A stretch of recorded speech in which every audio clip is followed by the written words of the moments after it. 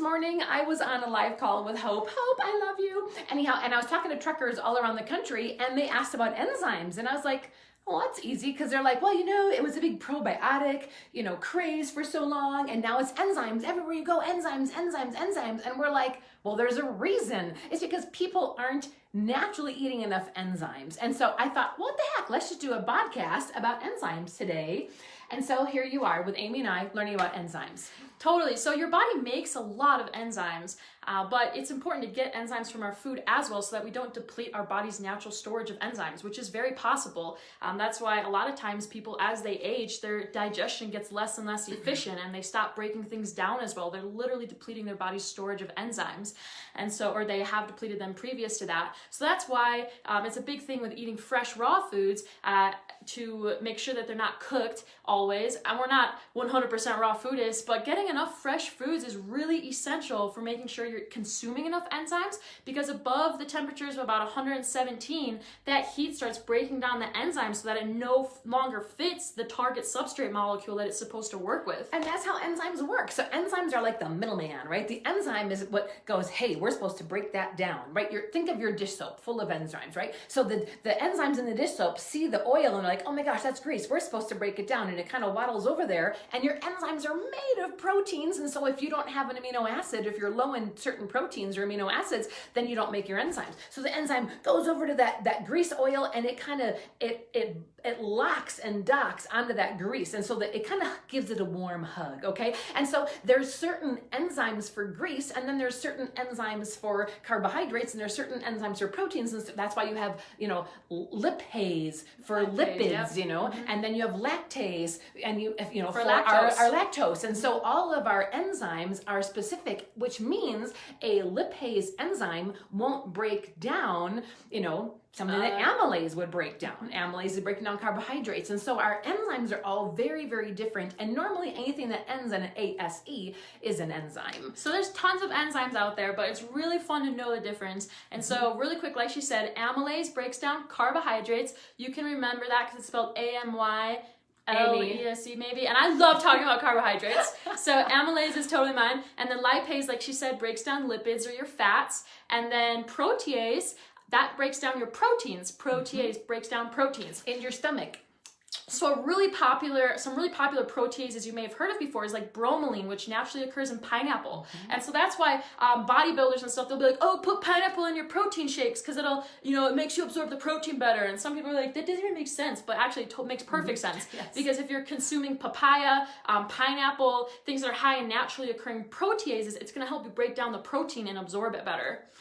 And so along with enzymes, you have things called cofactors, right? Or coenzymes. And those are vitamins. Your vitamins act as coenzymes. And so sometimes a particular enzyme is going to wrap around a substrate, but it can't do it unless it has a vitamin. Vitamin E, vitamin A, that's right. Cofactor. And so now our cofactors, the things that make enzymes work even better, are in our salads and in our fruits and vegetables. And why this came up this morning when I was talking to the truckers on the live call was because people don't eat living food anymore, and so they're not breaking down their foods well. And so something very important to understand is that you have enzymes in your food, but only if the food is living and raw. So you see a lot of sprouted grains now, right? Sprouted cereal, sprouted bread, sprouted granolas, sprouted corn chips, right? Don't buy corn. Anyhow, and so why are things sprouted? Because if we eat a hamburger bun or a piece of bread that's not sprouted, noodles that are not sprouted, crackers that are not sprouted, we are consuming enzyme inhibitors. Think about that. The grain, the nut, the seed, the bean, they have enzyme inhibitors which prohibit them from growing. When they are germinated or soaked, they start to sprout and germinate. That releases that enzyme inhibitor. So someone who eats a standard American diet, right, and they're eating breads and crackers and chips and noodles, and they're not sprouting or using a product that's already been germinated, it takes more enzymes. It takes enzymes from your body, and your body only makes X amount of enzymes, and then you're dead. You're gone. You can't make anymore. So you need to be eating enzymes and taking enzymes. So the more dead food, processed food, junk food that we eat that has no enzymes, the more more enzymes you actually need to take. That's why you're seeing so many enzymes everywhere. Yeah, it's like people are like, right? take an enzyme supplement, you know, and we're not saying there's never a time and a place for enzyme supplements. If people are eating like a lot of like meat because they're preparing for a bodybuilding competition, in their situation, it might be a good idea to supplement with some more enzymes. But in general, we're all about getting things that your body naturally makes from your food, because you never want to downregulate your body's natural production of these things either. And so, I mean, that goes for hormones. We don't recommend supplementing with hormones and neurotransmitters and even digestive enzymes unless you really have to, because the goal is to give your body what it needs to make those things. And so that's why I made a little cheat sheet over here. There's so much research out there about what different foods contain different enzymes. Do you know avocado, which is high in fats, has lipase in it, which helps break down fats. So you can like eat a fat to help you break down more fats, which is awesome. Honey has like so many different types of enzymes I've never even heard of before. Raw honey, so that's really cool. Mango is high in amylase. Papaya is high in proteases and papain. A lot of us have heard of papain, and so there's a lot of papaya enzymes out there because it's just it's very high in enzymes. It's and wonderful. Easy. They taste good. They're easy to eat. Okay, get this.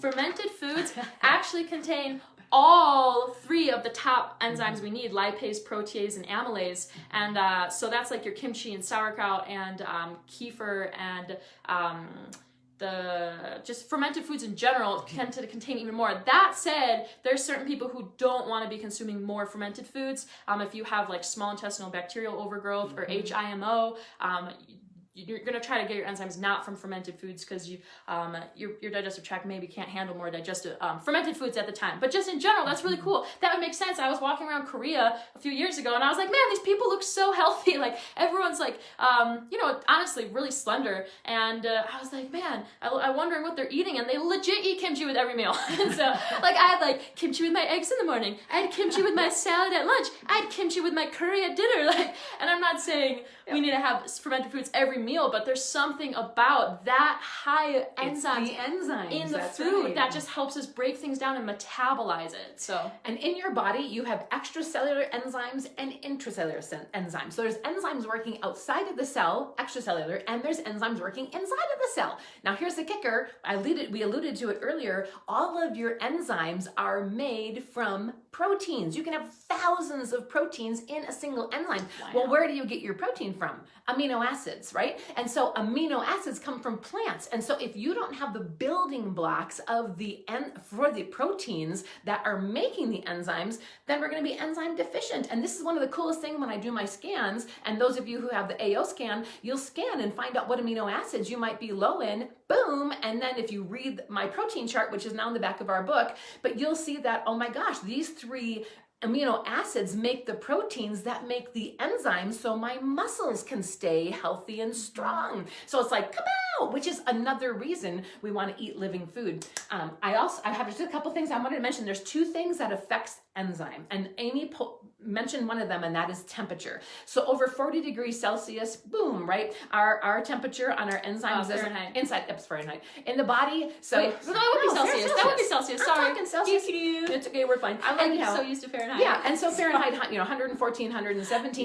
then the enzymes aren't usable anymore. So yes, if you're stir frying your vegetables, out go the enzymes. You're still getting some minerals, maybe some, vitamins, but that aren't water soluble. But anyhow, it's just important to eat a lot more living food. The other thing is the pH. So most enzymes work very well in that 7 to 8 pH, except for things like protease, which are working in your stomach, right? So in your stomach, when you start breaking your protein into amino acids, then your enzymes that are in the stomach there are more functional in the acidic environment. Yet another reason why our stomachs need to be acidic. Please, everyone, I know a lot of you watching this already know this, but a huge cause of acid reflux is people's stomachs not being acidic enough. If their stomachs were acidic enough, it would open up the pyloric sphincter so that the chyme could move from the stomach into the duodenum and start to be further broken down. And when the stomach's acidic, like she said, there's tons of protease. So carbohydrates start being broken down in your mouth.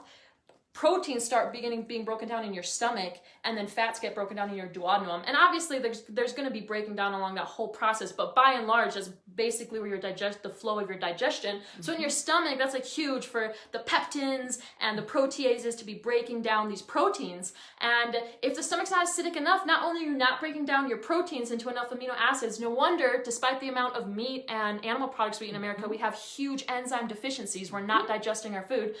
So not only are you not breaking down your protein, but you're also not triggering proper digestion and making it acidic enough that you have, I don't know if I'm getting too technical, but the more acidic it is, the more sodium bicarbonate your duodenum releases after that. Pancreas into the duodenum.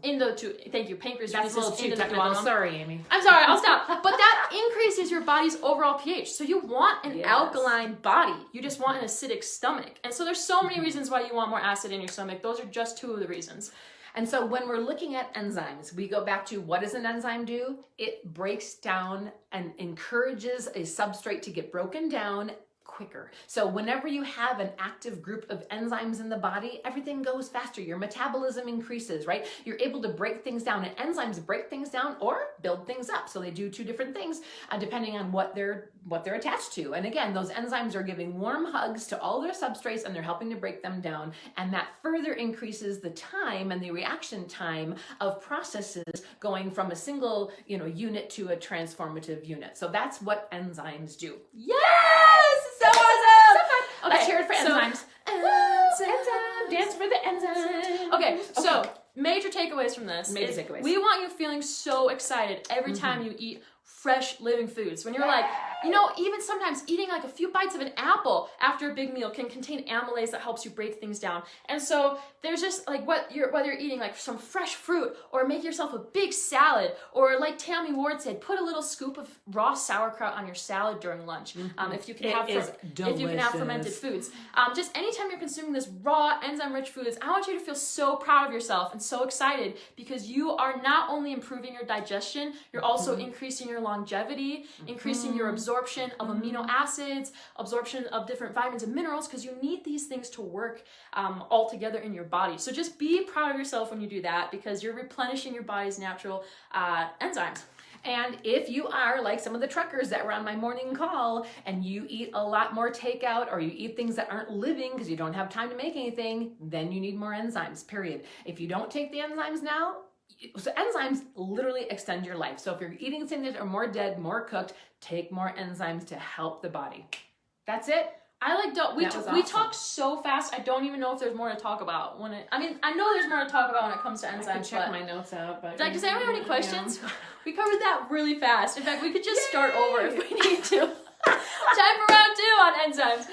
Round two. Okay, but here's quiz time, okay? So the top 3 enzymes. What do proteases break down? Proteins, fats, or carbohydrates? Proteins, Proteins, you got it! Yay! Okay, someone put it in the chat too.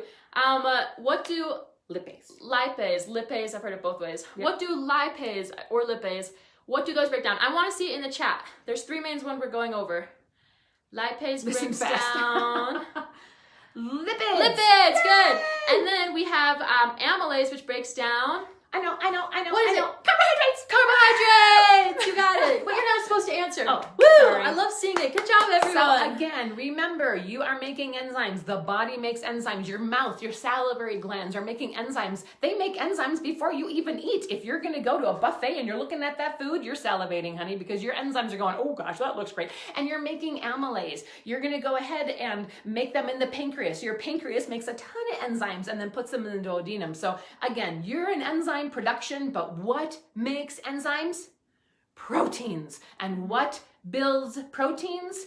Amino acids. So if you're not making enough enzymes, it also can mean you're amino acid deficient. And so you go and find out which amino acids you might be deficient in. Again, in the back of my book, brand new graph, what amino acids are, what they do in the body, where to get them. And that's super important. So it's not just as easy as just take enzymes the whole rest of your life, because if you're missing amino acids, then there's other things going on with the central nervous system, all sorts of things. So I love it. education is the key. Oh, I want to hug you too. You did great. You did great. You did great. You guys are awesome. You guys are just eating your raw foods and just crushing it out there. That's right. Wait, last thing I want to mention. Karen always talks about making sure you consume enough amino acids. I am like the biggest advocate of improving gut absorption, because you can be eating all the protein there is in the world and not be assimilating it because your colon or your small intestine is not healthy. So that's why, like, you can't just supplement with things. You have to I'm so sorry to say this, but actually I'm very happy to deliver this information to you. You have to decrease the things that break apart your small intestinal tract and that literally break it down and that clog it, okay? So you have things like nitrates and things that are in inorganic foods that literally, pesticides are literally breaking apart your small intestinal lining. And so I know, like, it's not, obviously, like, do it as much as you can within your own budget and everything. We totally respect that. But try to get, like, organic whole foods as much as possible, because so much of this processed stuff, the white flours, the sugars, those things are not improving your gut health at all. And so it's just as important to increase gut absorption by making sure we create a healthy gut environment and have regular bowel movements and eat lots of fiber. It's just as important to do that as ingesting the right foods to begin with, or else you could be eating foods and they're not making it anywhere in your body because they can't get absorbed or it's too backed up. And a lot of people are walking around with upwards of 10 pounds of, am I getting too technical here? Upwards of 10, they love this stuff. Upwards of 10 pounds of, like, essentially backed up fecal matter in their bodies. And so you can clean that out though, and then that will improve gut absorption. And so we will end with, my book is done. This is the 3rd edition. This is a phenomenal book. It talks a lot about enzymes, all about food groups. You get to meet my favorite little mascot, Cosmos. We're loaded with graphs and charts.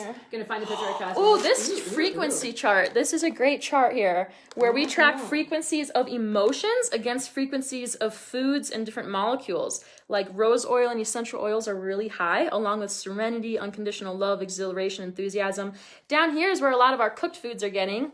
And that's also where you feel a lot of these negative emotions: grief, worry, jealousy, undeserving, lost, useless. And so this sounds like we're completely anti-cooking foods. We're not. Like, we'll steam our vegetables, we'll make blueberry muffins sometimes, but by and large, you can elevate the frequency of your life body by increasing the frequency of the foods you eat. So it's, like, very exciting. We just live off of Sprouts. Just kidding. Okay, I don't. But I mean, my nickname in high school was Amy Sprouts. It was Amy Sprouts. It was like, Sprouts, get over here. I told them this morning on the trucker video that literally my kids would go to school with cucumbers and red peppers and green drinks and sauerkraut. Like, how weird are they? Listen, I would drink my green drink, like, in my locker or in the bathroom, because it wasn't cool yet back then. So I'd, like, have my quart jar and I'd, like, wait till the hallway was clear and I'd put my head in my locker and be like, glug, glug, glug, glug, glug, glug, glug, or I would just, like, take it into the bathroom and drink it.